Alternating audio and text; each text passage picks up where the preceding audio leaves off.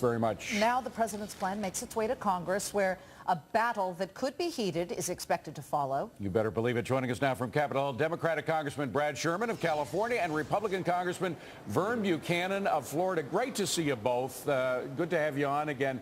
Brad Sherman, let me go to you first, because you've had some problems with transparency, the whole issue of transparency, not just in this administration, but the previous one. Are you concerned that as the Fed becomes even more powerful and not only has these new fiscal responsibilities it's taken on, now it will have new regulatory responsibilities, and with its history of a veiled institution, maybe that's incompatible? Well, the Fed is going to have enormous governmental powers. I'm concerned that the 12 branches of the Fed aren't even governmental agencies, but rather they're controlled by the member banks. And I think if you're going to put all that governmental power in an institution, it should be responsible to the electorate of the country in a democracy, not responsible to bank executives who elect their boards. That's an excellent point. Representative Buchanan, I'd love for you to weigh in on that. I think a lot of people, they get confused. They often say to me, the Fed's part of the government. Is it not? It is actually not part of the government. So giving them that much power, are you comfortable with that? Well, I do think we need to have more transparency and oversight. But I'm also concerned about where government's going overall. I've been in business 30 years. I've never seen the amount of reaching in to industries like banking and cars and what's going on now with healthcare. I'm concerned about where this goes. So we need to make sure we have a balance. I personally believe small business, free enterprise, and entrepreneurship are the keys to our success in our country, and I want to make sure that doesn't get compromised. Well, Brad Sherman, I want to go back to the Fed. I don't want to beat a horse here, but it's a big horse and it's a very important one. And you are a link between both parties, I think, because both Republicans and Democrats share your concern about the Fed taking on new responsibilities when it has this history. What are you going to demand as a legislator who's going to be creating a law out of this proposal from the president? What are you going to demand that the Fed do in order to open its books to meet its new responsibilities? Well, I do think the Fed needs to be open and audited.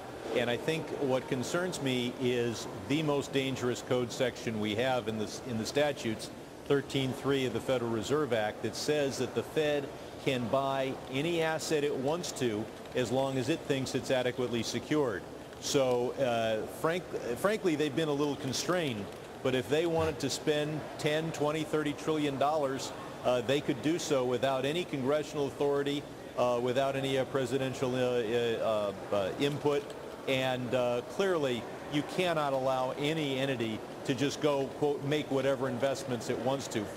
Fortunately, this particular Federal Reserve chairman has viewed himself as constrained to the point where he'll only invest in AAA paper. But God knows who will be the next Federal Reserve Chair. Yeah. Representative Buchanan, let's point out some of the things that are going to be within this plan. Tight controls on things like leverage. We know the banks got way over leveraged.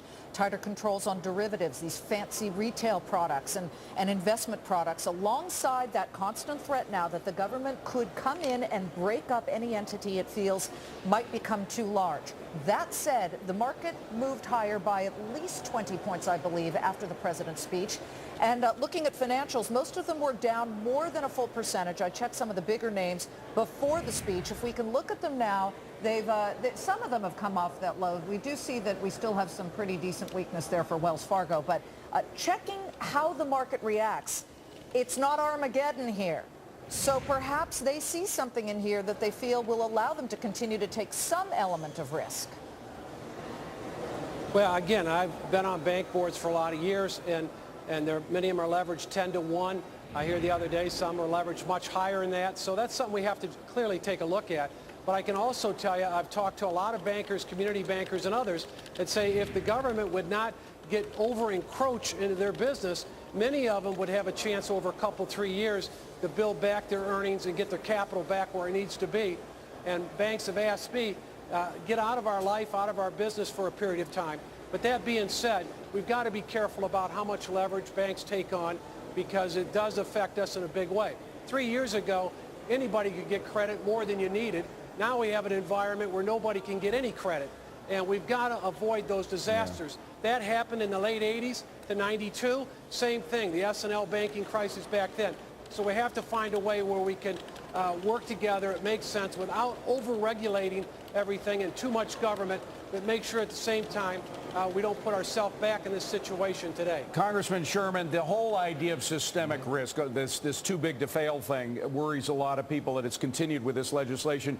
Will this new system encourage, in a certain way, more bailouts because it focuses on systemic risks?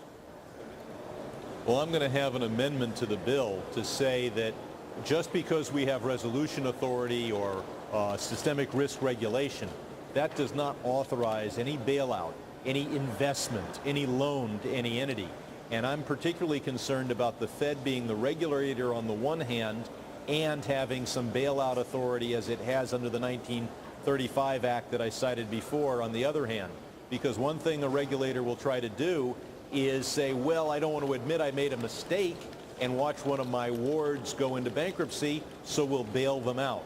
I think you need to separate. First of all, you shouldn't have bailout authority. And second, if God forbid you do, you shouldn't mix the regulator who's responsible for a failure with the bailout authority where you try to prevent that failure. Yeah. Exactly. And let's not forget they're eliminating one regulatory body if they have their way, and that would be the Office of Thrift Supervision. So eliminating one, bringing in another. Gentlemen, thank you very much. Brad Sherman, Vern Buchanan, terrific to have you both on. Thank you very much. Thank you.